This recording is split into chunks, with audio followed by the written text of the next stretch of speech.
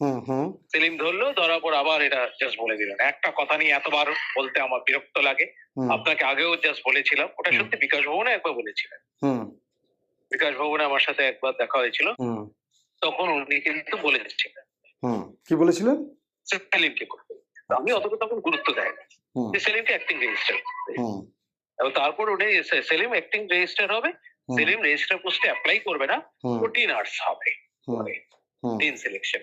হুম কিন্তু আচ্ছা। এই যে কদিন রেজিস্টার ছেলে মানে সিলেকশন হচ্ছে না, ততদিন সেলিম থাকবে। হুম বাস এবছর আপনি আমাকে রাইটিং দিয়ে দিন, Acting আমি করে register। দেবো, কারণ হুম আর এটা মন্ত্রীকে এটা বলা যায় নাকি গোষ্ঠী? হুম এই দুটোর মধ্যে আমি কার কথা শুনবো?